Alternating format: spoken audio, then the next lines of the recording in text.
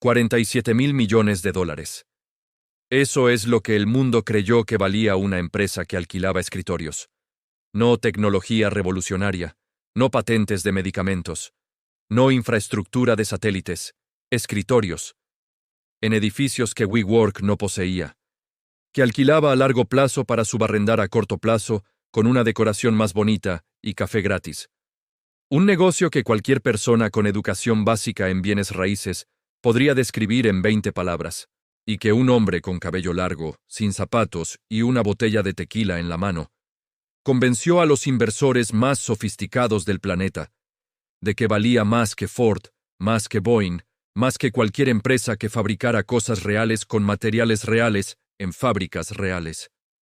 En 12 meses, esa valoración colapsó un 92%. El fundador huyó con $700 millones en el bolsillo. Los empleados que habían apostado sus opciones de acciones al sueño de hacerse ricos con la salida a bolsa, se quedaron con nada. Y SoftBank, el fondo japonés que había apostado más de $10,000 millones a que Adam Neumann era el próximo Steve Jobs, tuvo que mirar cómo uno de los peores errores de inversión en la historia moderna del capital de riesgo se consumía en tiempo real. Como un hombre sin título universitario, con un historial de fracasos empresariales y una personalidad que mezclaba el mesianismo con el caos, convenció al sistema financiero global de que había inventado algo nuevo. Y como ese mismo sistema, con todos sus analistas y sus modelos y sus due diligence de 100 páginas, no vio lo que cualquier persona con sentido común podría haber visto desde el principio. Hoy vamos a ver los documentos del prospecto de salida a bolsa que fue tan honesto sobre los problemas de WeWork, que básicamente convenció al mercado de no comprar, los correos internos, las decisiones que nadie quería hacer públicas, y la historia de cómo el dinero, el carisma y la ambición sin límites pueden construir una ficción de $47,000 millones que se sostiene exactamente hasta el momento en que alguien hace las preguntas correctas. Tel Aviv, Israel. 1979. Adam Neumann nace en una familia que en los años siguientes se fragmentará de formas que marcarán su carácter con la profundidad específica que solo la inestabilidad en la infancia puede producir. Sus padres se divorcian cuando Adam es pequeño. Su madre, médica, lleva a los hijos a vivir a un kibutz israelí. El kibutz es una comunidad comunal, donde la propiedad privada se diluye en el colectivo, donde los recursos se comparten, donde la identidad individual existe dentro de una identidad comunitaria más grande. Esa experiencia no es un detalle biográfico menor. Es el núcleo de la narrativa que Neumann construirá décadas después para vender WeWork. La idea de que trabajar no es solo producir, es pertenecer. Es ser parte de algo más grande que tu proyecto individual. Es comunidad. La palabra que aparecería en cada presentación de WeWork, en cada discurso de Neumann, en cada descripción de lo que la empresa supuestamente era. Comunidad. No una empresa de bienes raíces, no un subarrendatario con decoración hipster. Una comunidad global de emprendedores, creativos y visionarios que encontraban en los espacios de WeWork algo que ninguna oficina corporativa tradicional podía darles. La narrativa era poderosa porque tenía raíces en algo real. Neumann había vivido la comunidad, sabía qué se sentía, y sabía comunicarlo de una forma que resonaba con una generación de trabajadores que el modelo corporativo tradicional había alienado. Pero antes de WeWork, había fracasos. Neumann llegó a Nueva York en 2001. Con el sueño vago que tienen los jóvenes que llegan a Nueva York con ambición y sin plan concreto. Estudió en Baruch College, que dejó sin terminar. Intentó vender ropa para bebés con rodilleras incluidas, para cuando gatean. El negocio no funcionó. Intentó otros proyectos que tampoco funcionaron. Lo que Neumann tenía, y que ninguno de sus fracasos pudo quitarle, era algo que en el mundo del emprendimiento vale más que cualquier MBA. La capacidad de hacer que otras personas creyeran en lo que él creía. No con datos, no con modelos financieros, con energía, con una presencia que cuando Neumann entraba a una sala Hacía que las personas sintieran que algo importante estaba a punto de ocurrir, con palabras que tomaban ideas ordinarias y las vestían con una urgencia y una grandeza que las hacía parecer extraordinarias. Esa habilidad encontró su momento en 2010 cuando Neumann conoció a Miguel McKelvey, un arquitecto de Oregon, y juntos fundaron lo que inicialmente se llamó Green Desk, espacios de trabajo compartido con enfoque en la sustentabilidad. El concepto de coworking no lo inventó Neumann.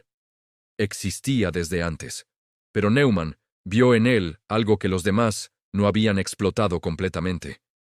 La posibilidad de venderlo, no como una solución práctica para empresas pequeñas que no podían pagar una oficina completa, sino como un estilo de vida, como una declaración de identidad, como la respuesta a una pregunta que una generación de trabajadores se estaba haciendo. ¿Tiene que ser así el trabajo?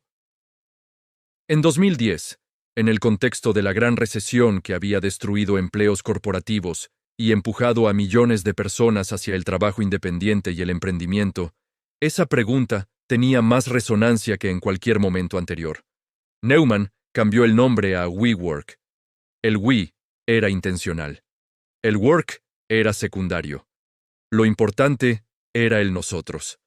Los primeros espacios de WeWork en Nueva York llenaron con una velocidad que sorprendió incluso a Neumann. El diseño era diferente a cualquier oficina corporativa. Paredes de cristal, plantas por todas partes, colores vivos, áreas comunales con pizarras y sofás, cerveza de barril gratis, café de especialidad. La estética del startup californiano trasladada a una oficina en Manhattan que cualquier empresa pequeña podía alquilar por cientos de dólares al mes en lugar de los miles que requería una oficina tradicional. La propuesta de valor tenía sentido.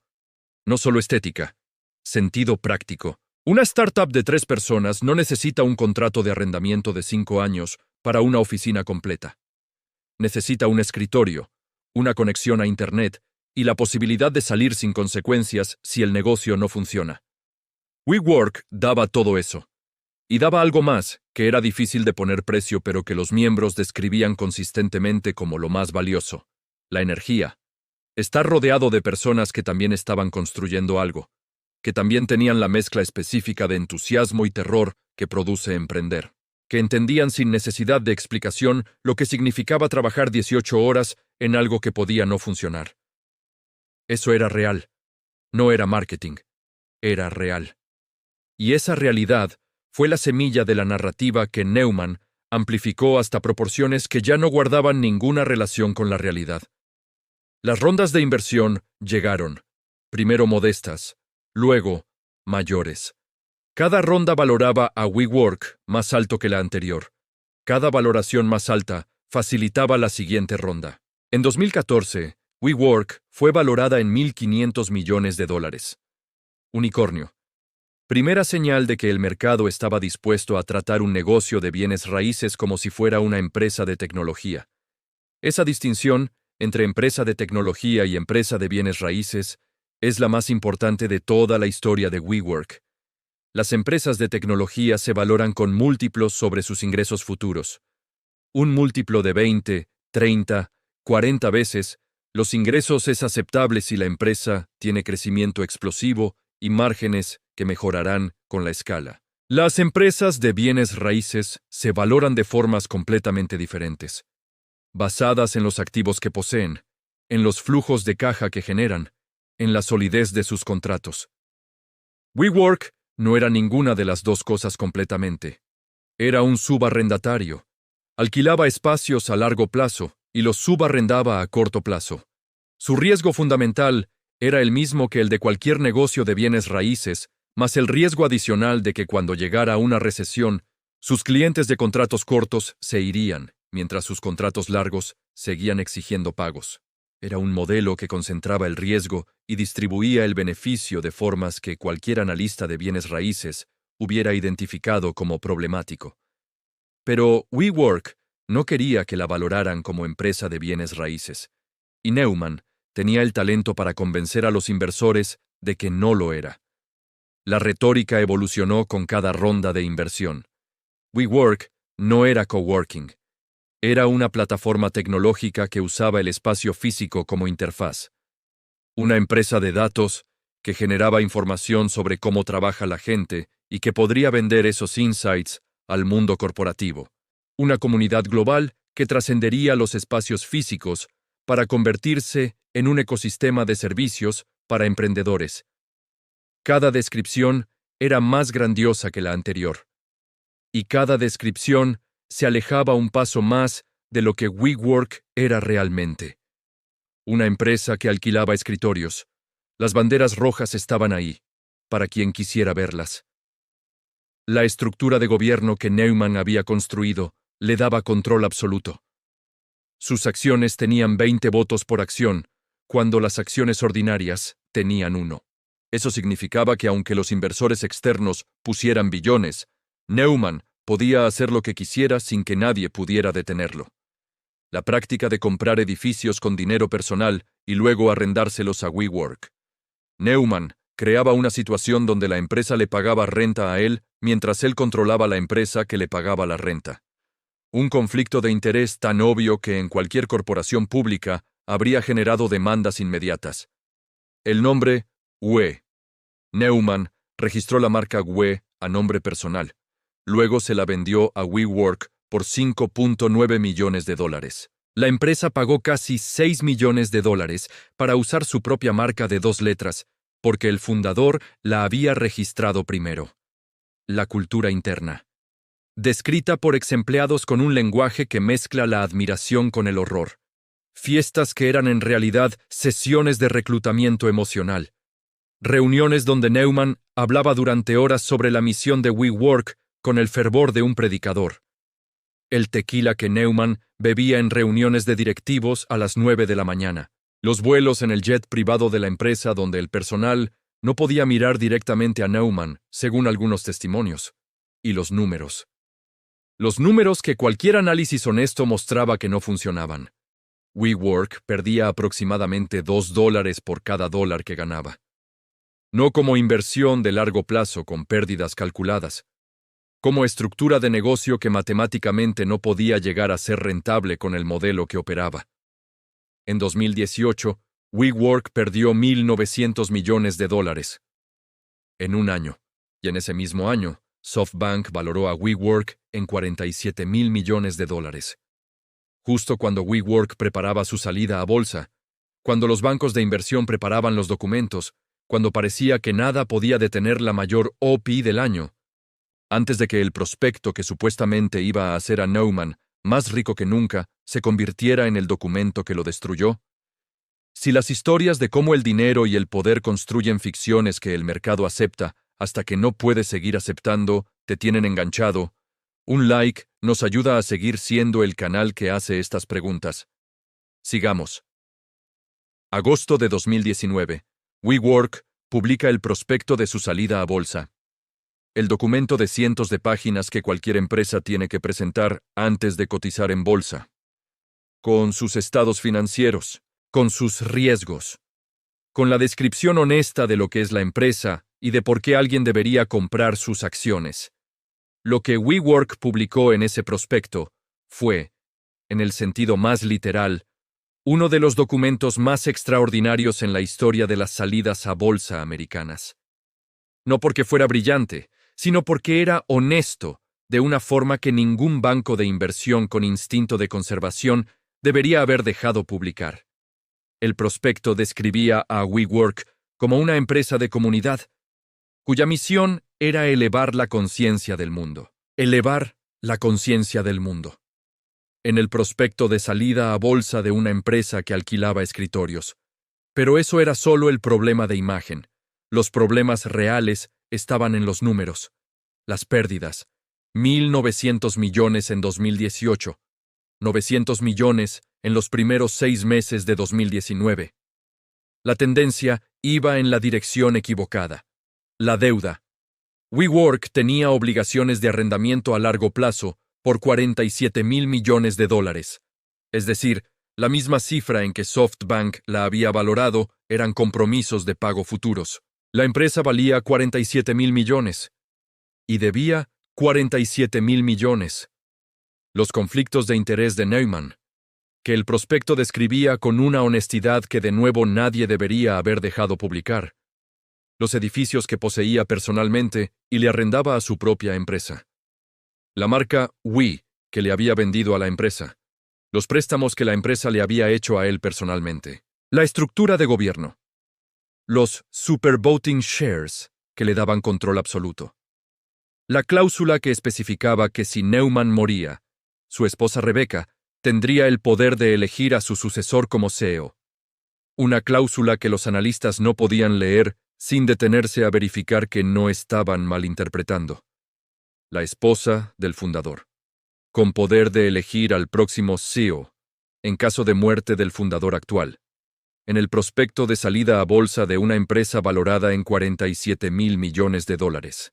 El mercado leyó el prospecto. Y el mercado hizo lo que el prospecto pedía implícitamente con cada página. Dijo que no. Los bancos que iban a gestionar la salida a bolsa, JP Morgan y Goldman Sachs, empezaron a escuchar de los inversores institucionales que se suponía comprarían las acciones que la valoración era demasiado alta, que los problemas de gobierno eran inaceptables, que las pérdidas no tenían explicación coherente. La valoración empezó a bajar, de $47,000 millones a 40, luego a 30, luego a 20, luego a 10.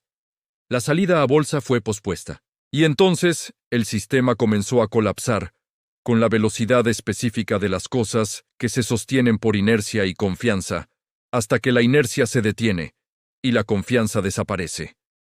Las noticias que habían estado circulando entre capital privado y que el mercado público no conocía completamente empezaron a filtrarse. Los reportes sobre la cultura interna, las fiestas, el tequila, los empleados que describían el ambiente como un culto, las decisiones de negocios tomadas bajo influencia de sustancias en múltiples testimonios. Los reportes sobre el consumo de marihuana de Neumann en el jet privado de la empresa durante un vuelo internacional, con suficientes testigos para que la historia fuera verificable. La compra de una ola artificial de surf en una propiedad personal, financiada con dinero de la empresa. Cada historia individual podía descartarse como anécdota. El conjunto pintaba un retrato de una empresa donde el fundador había construido una estructura que le permitía usar los recursos de los inversores como extensión de su vida personal, sin consecuencias reales. En septiembre de 2019, el Consejo de Administración de WeWork le pidió a Adam Neumann que renunciara como CEO. Neumann negoció su salida. Y aquí está el número que más incomoda de toda la historia. SoftBank, el fondo que había invertido más de $10,000 millones en WeWork, y que ahora veía esa inversión hundirse, le pagó a Neumann para que se fuera. $1,700 millones. Un paquete de salida de $1,700 millones para el hombre que había llevado la empresa a esta situación. 700 millones en efectivo. Compra de sus acciones por más de $1,000 millones adicionales. Cancelación de préstamos personales que WeWork le había extendido. La explicación de SoftBank fue práctica. Neumann tenía tanto control sobre la empresa por su estructura de acciones que sacarlo sin pagarle hubiera resultado en litigios que habrían destruido más valor del que costaba el paquete de salida. Era probablemente cierto. Era también el símbolo más brutal de lo que había salido mal desde el principio.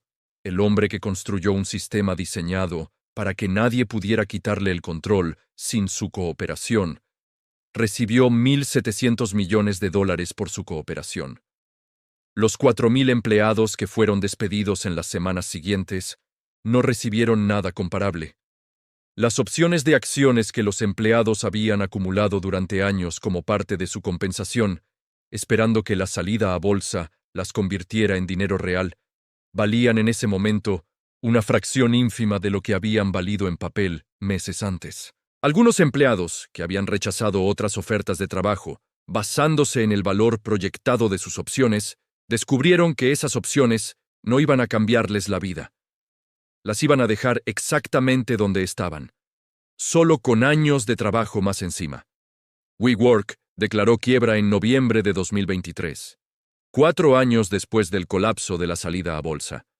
Había sobrevivido ese tiempo en parte por los fondos de emergencia que SoftBank inyectó para evitar que colapsara completamente, y en parte por ajustes operativos, que incluían cerrar cientos de ubicaciones y reducir la plantilla de forma masiva. La pandemia, irónicamente, le dio a WeWork una prórroga que nadie anticipaba. Cuando las empresas tuvieron que reconsiderar sus estrategias de espacio de trabajo, el modelo flexible de WeWork encontró nueva demanda de corporaciones grandes que ya no querían comprometerse con arrendamientos de largo plazo. El coworking, como concepto, no murió. Pero WeWork, como empresa específica, nunca pudo resolver el problema fundamental que el prospecto de 2019 había hecho imposible de ignorar: sus compromisos de arrendamiento de largo plazo, sus pérdidas estructurales, su incapacidad de generar márgenes que justificaran una valoración que incluso después de los recortes era varias veces superior a lo que cualquier análisis de bienes raíces tradicional sugería. El juicio penal llegó también. No para Neumann. Las autoridades investigaron pero no encontraron el umbral para acusaciones criminales. El daño que Neumann hizo fue legal, estúpido, irresponsable, devastador para los empleados y los pequeños inversores, pero legal. Masayoshi Son, el fundador de SoftBank, declaró públicamente que la inversión en WeWork había sido un error de juicio, que se había dejado llevar demasiado por el carisma de Neumann, que había visto en él algo que los números no respaldaban. Son perdió con WeWork más de lo que la mayoría de los fondos de inversión ganan en toda su historia. Adam Neumann no desapareció. En 2022, lanzó una nueva empresa. Flow, una empresa de apartamentos residenciales con la misma idea central de comunidad que había sido el corazón de WeWork, y levantó $350 millones de Andreessen Horowitz, uno de los fondos de venture capital más respetados de Silicon Valley, antes de haber construido nada, antes de tener un solo apartamento operando, con la valoración de un unicornio. La reacción del mundo del emprendimiento fue la combinación específica de incredulidad y cinismo que produce cuando el sistema que supuestamente aprende de sus errores demuestra que no aprendió nada, o que aprendió algo diferente a lo que debería haber aprendido. Aprendió que si tienes suficiente carisma y suficientes conexiones, el fracaso no es el final, es el comienzo de la siguiente ronda. La historia de WeWork es tentadora de narrar como la historia de un estafador que engañó al mundo. Es más fácil de procesar así. Un villano claro, una víctima colectiva, una lección sobre cómo el carisma puede sustituir temporalmente a la sustancia. Pero esa narrativa es incompleta. Y la parte que omite es la más importante. SoftBank sabía los números. JP Morgan sabía los números. Goldman Sachs sabía los números. Los bancos que estructuraron las rondas de inversión, los abogados que redactaron los contratos, los analistas que escribieron los reportes, todos tenían acceso a la información suficiente para ver lo que el mercado vio en agosto de 2019 cuando leyó el prospecto. Y durante años, ninguno de ellos levantó la mano con suficiente fuerza como para detener el ciclo, porque el ciclo era rentable para ellos. Las comisiones de las rondas de inversión, los honorarios de los bancos, los retornos de los primeros inversores que salieron antes del colapso. El sistema no fue engañado por Adam Neumann. El sistema eligió creer en Adam Neumann mientras el sistema ganaba dinero creyendo en Adam Neumann. Cuando el sistema dejó de ganar dinero, dejó de creer. Esa es la lección más incómoda de WeWork. No sobre el carisma de un fundador que vendió una visión imposible, sino sobre cómo los sistemas financieros más sofisticados del planeta pueden elegir no ver lo que no conviene ver mientras el dinero sigue fluyendo en la dirección correcta. Y sobre quién paga el costo cuando el dinero deja de fluir. No los bancos. No los fondos de venture capital que salieron a tiempo. Los 4,000 empleados despedidos con sus opciones sin valor. Los pequeños inversores que compraron acciones de WeWork cuando cotizó en bolsa eventualmente en 2021, a través de un SPAC, pensando que lo peor ya había pasado. Los arrendadores de ciudades donde WeWork cerró locales de repente, dejando espacios vacíos en edificios que habían organizado sus propias finanzas alrededor de los pagos de WeWork. Los de siempre. 47.000 millones de dólares. Ese fue el precio de una ficción que el mundo eligió creer. No porque no pudiera ver la verdad, sino porque, mientras la ficción duraba, era más rentable no mirar demasiado de cerca. Si llegaste hasta aquí, ya sabes que estas historias no se encuentran en cualquier lugar. Están en punto 54. Suscríbete para no perderte el próximo caso y dime en los comentarios, ¿qué habrías hecho tú en su lugar? Nos vemos en el siguiente.